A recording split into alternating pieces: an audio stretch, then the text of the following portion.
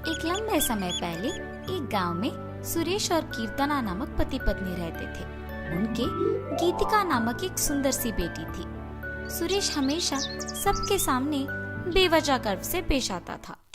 एक दिन शाम के समय में कीर्तना उनके घर पे वड़ा पाव बनाती है। कीर्तना, तुम्हारे हाथ का ये वड़ा पाव सच में बहुत स्वादिष्ट है। और इतने में उनके घर सुरेश के रिश्तेदार आते हैं।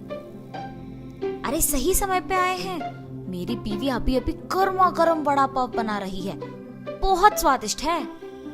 कीर्तना, जरा मेरे रिश्तेदारों के लिए भी वड़ा पाव बना के ले आना। जी अभी लाई। ये कह के गर्मा गर्म वड़ा पाव बना के वहां लाती है और उनके रिश्तेदारों को परोसती है। उनके रिश्तेदार उसे खाने के बाद कहते हैं, सुरेश, तुमने ठीक कहा, हम वाकई ही सही समय में आए हैं, वरना इतने स्वादिष्ट वड़ा पाव हम नहीं खा पाते। मेरी बीवी जब भी वड़ा पाव बनाती है ऐसे ही एकदम स्वादिष्ट वाले ही बनाती है, इसीलिए जितने भी बार बनाती है मैं उन्हें उतने ही प्यार से खाता हूँ। हाँ, बात तो सही है, इतने स्वादिष्ट वड़ा पाव तो कोई आसानी से नहीं बना सकता। अगर तुम्हारी बीवी ने दुकान लगाया तो लोग खरीद के खाएंगे ने। हाँ नरेश, अगर मैं इतना स्वादिष्ट वड़ा पाव बनाती तो पक्का दुकान लगा देती। अगर मैं अपनी बीवी के साथ एक वड़ा पाव का दुकान शुरू करूंगा तो सभी वही आके खाएंगे और उन्हीं स्वादिष्ट वड़ा पाव के बारे में सारा गांव बात करेगा। ये एक अच्छा सोच है। ऐसे ही उसके रिश्तेदारों के जाने के बाद भी उसी विचार के बारे में सोचते रहता है। तब कीर्तना को नजर आता है कि उसके पति किसी सोच में पड़े हैं। उनके पास जाकर कहती है, क्या हुआ जी, किस चीज के बारे में इतना सोच रहे हैं आप? कीर्तना, तुमने तो सुना है ना कि मेरे रिश्तेदारों ने क्या कहा, हम हमारे घर के सामने ही एक वड़ा पाव का दुकान लगाएंगे। तब मेरे रिश्तेदारों के ही तरह इस गांव के सारे लोग उसी के बारे में बात करेंगे।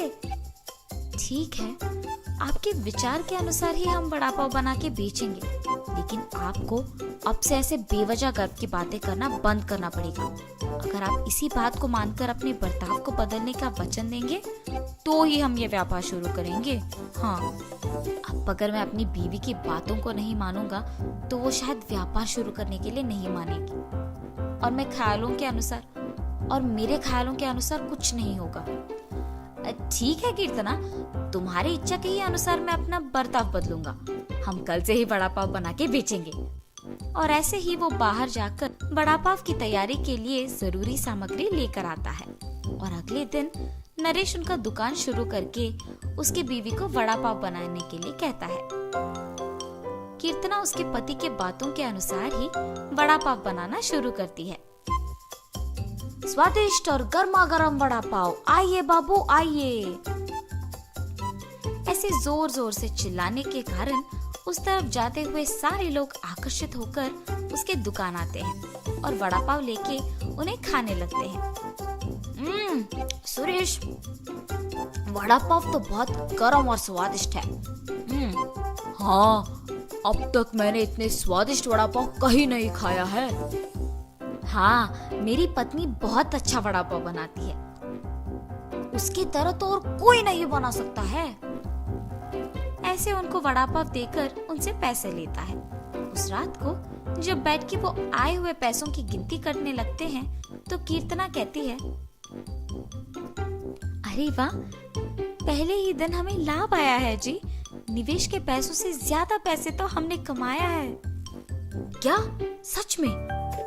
अगर हमने ऐसे ही इसे बरकरार रखा ना तो जल्द ही हमारा बहुत बड़ा व्यापार बन जाएगा कीर्तना। हाँ, आप सही कह रहे हैं। पहले ही दिन उतने पैसे देख पति पत्नी दोनों खुश होते हैं। ऐसे ही वो हर रोज उनके सोच के मुताबिक वड़ा पाव बना के उसे बेचते हैं और कुछ ही दिनों में उनका व्यापार अच्छा चलने लगता है। मेरे सोच के मुताबिक ही हमारा व्यापार अच्छा चल रहा है, किसी और के दुकान में तो इतने लोग ही नहीं आते हैं। कुछ दिन पहले शुरू करने के बावजूद हमारा व्यापार बाकियों से बहुत बेहतर चल रहा है। और हमेशा की तरह सुरेश वापस बेवजह के गर्व में डूब जाता है और बाकियों को भी वही बातें सुनाते रहता है। उस दिन दुकान को आए एक आदमी को वड़ा पाव लाकर देता है। मैं यहाँ जब भी वड़ा पाव खाता हूँ बहुत स्वादिष्ट होता है, एक भी बार इसका स्वाद नहीं बदला। हाँ, आपने सही कहा, मेरी बीवी बहुत अच्छा वड़ा पाव बनाती है। नया व्यापार होने के बावजूद बाकियों से हमारा बहुत अच्छा चल रहा है। हाँ, ऐसे ही वहाँ मौजूद सभी से बात करता है और ऐसे ही बात करते हुए वो उन लोगों से पैसे लेना भूल जाता है।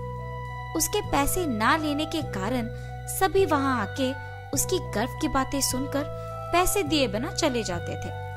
कुछ दिन बाद सबको जब सुरेश की कमजोरी का पता लग गया तो वो वड़ा पाव मंगा के उसे खा के पैसे देने के लिए उसके पास जाकर वड़ा पाव के बारे में बात करना शुरू करते थे।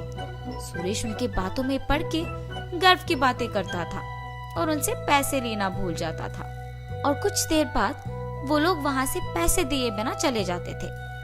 सुरेश के इस बर्ताव के कारण उनके व्यापार में नुकसान होता है और अचानक उनके सपने टूट जाने पर पति पत्नी दोनों बहुत निराश होते हैं।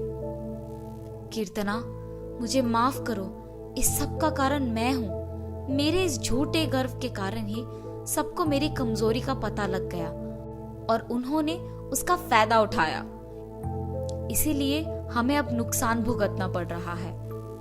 ऐसे कह के बहुत दुखी होता है। आपको अपनी गलती का एहसास हो गया, बस ये काफी है। अब से हम हमारा व्यापार ढंग से चलाएंगे। ठीक है कीर्तना। और तब से पति पत्नी दोनों उनका वड़ा पाव का व्यापार बहुत अच्छे से चलाते हुए खुश रहते।